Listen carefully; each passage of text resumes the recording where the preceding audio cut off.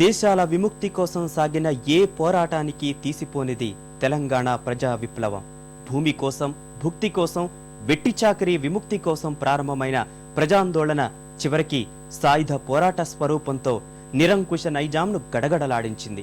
200 ఏళ్ల చరిత్రలో తెలంగాణ ప్రజా పోరాటంతో పోల్చదగిన ఉద్యమం గాని, పోరాటం గాని దేశ చరిత్రలోనే లేదంటే అతిశయోక్తి కాదు.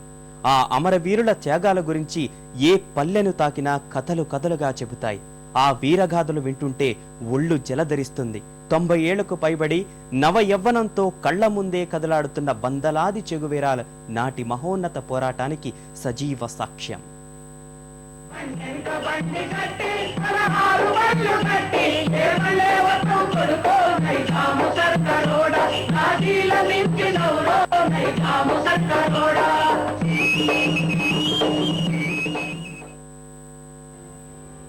విసునూరు దేశ్ముఖ్ రామచంద్రారెడ్డికి వ్యతిరేకంగా 1920లో షేక్ బందగీ సాగించిన వీరోచిత పోరాటం మొదలు 1951 వరకు సాగిన రైతాంగ సాయుధ పోరాటం ముగింపు వరకు భూమి, భుక్తి, విముక్తి కోసం సుదీర్ఘ పోరు సాగింది.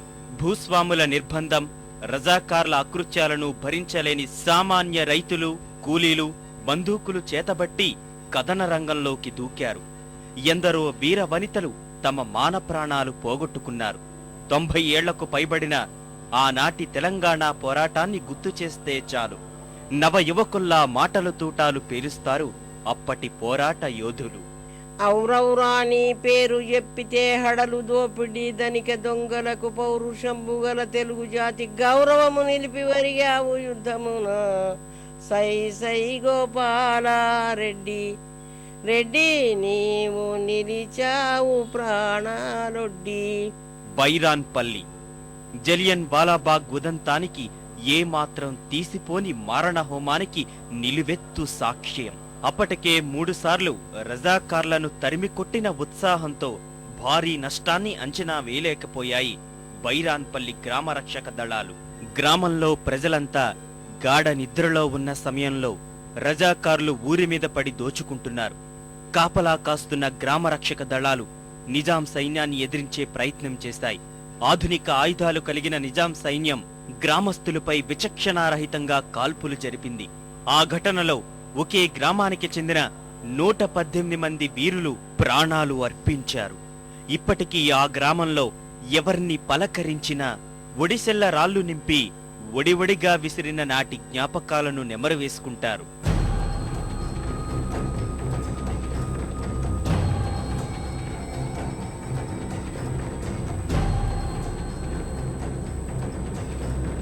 తెలంగాణ రైతాంగ సాయుధ పోరాటంలో రజాకార్ల ఆగడాలకు ఎన్నో గ్రామాలు తీవ్రంగా నష్టపోయాయి. రజాకార్ల రాక్షస కాండకు పరాకాష్ట గుండ్రాంపల్లి దురంతం. రజాకారు క్యాంపు నాయకుడు సయ్యద్ మక్బూల్ అరాచకాలకు అంతే లేకుండా పోవడంతో అతడికి తగిన బుద్ధి చెప్పాలని కమ్యూనిస్టు పార్టీ నిర్ణయించింది.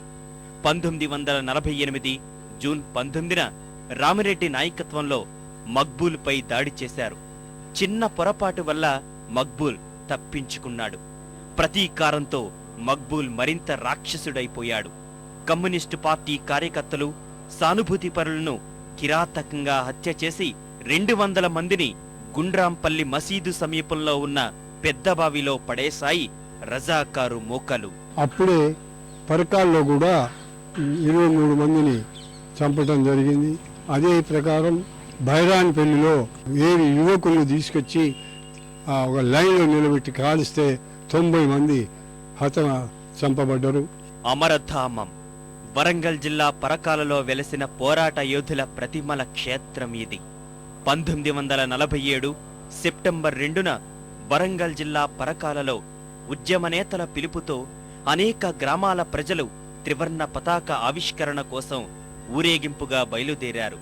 వందే మాతరం అంటూ నినాదాలిచ్చారు.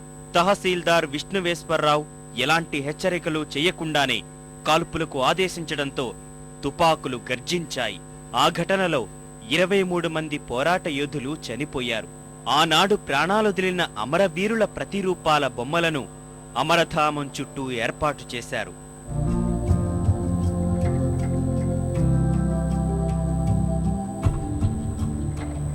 కడవెండి తెలంగాణ సాయుధ సమరానికి గుండెకాయ. దుర్మార్గపు నిజాం పాలకుల తుపాకీ తూటాలకు ఎదురొడ్డిన దొడ్డి కొమరయ్య ప్రాణాలొదిలిన పోతుగడ్డ. మహిళా పోరాట చైతన్యానికి ప్రతీకగా నిలిచిన చాకలి ఐలమ్మలకు పురుడు పోసిన పోరుగడ్డ.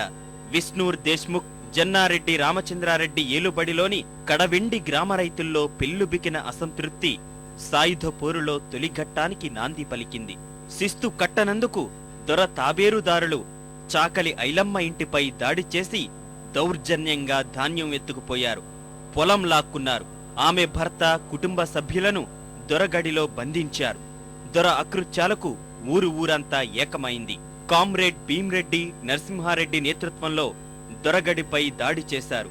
దొడ్డి కొమరయ్య దొరతొత్తుల తూటాలకు బలై తెలంగాణ సాయుధ పోరాట తొలి అమరుడిగా చరిత్రకెక్కాడు. ఈ ఘటన విముక్తి కోసం సాగుతున్న ఆందోళనలకు సాయుధ రూపునిచ్చింది. సాయుధ పోరాటానికి పిలుపునిచ్చిన కీలక గ్రామాల్లో విసునూరు ప్రముఖమైంది. దేశ్ముఖులుగా పిలువబడే దొరలు ప్రజలను అనేక అకృత్యాలకు గురిచేశారు. విసునూరు దేశ్ముఖ్ దుర్మార్గాలు మాటల్లో వర్ణించలేనివి. తన ఆధీనంలో ఉన్న 40 గ్రామాల ప్రజల చేత వెట్టి చాకిరీ చేయించాడు. ప్రతి కులస్తులు పన్ను చెల్లించాల్సిందే. పేద ప్రజలు నానా కష్టాలు పడి పండించిన పంటను శిస్తు రూపంలో దోచుకునేవాడు. స్త్రీలపై అనేక రకాలుగా వేధించేవాడు. దొరకు వ్యతిరేకంగా పాలకుర్తి ఐలమ్మ పోరాటం చరిత్రకు తార్కాణం. ప్రస్తుతం కృష్ణా జిల్లాలో ఉన్న పరిటాల గ్రామం కూడా ఆనాడు నిజాం అరాచకాలకు బలైంది. నిజాం నవాబు కమలియార్ జంగ్ బహద్దూర్ ఆధీనంలో ఉన్న జాగీరుకు చెందిన 3 తాలూకాల్లో కానాత్ ఒక్కటి. ఈ కానాత్ తాలూకాలో పరిటాల, గని ఆత్కూరు, బత్తినపాడు, మొగల్తూరు, ఉస్తేపల్లి, కొడవటిగల్లు, మల్లవల్లి అనే 7 గ్రామాలు ఉండేవి. బ్రిటిష్ పాలన నుండి భారతదేశం విముక్తి పొందిన పరిటాల మాత్రం నిజాం నవాబు పాలనలో ఉండిపోయింది. అసంతృప్తితో కుమిలి అసహనంతో రగిలిన పరిటాల ప్రజలు నిజాంపై కదం తొక్కి స్వతంత్రంగా పరిపాలించుకున్న ఘనత పరిటాల గ్రామానిది.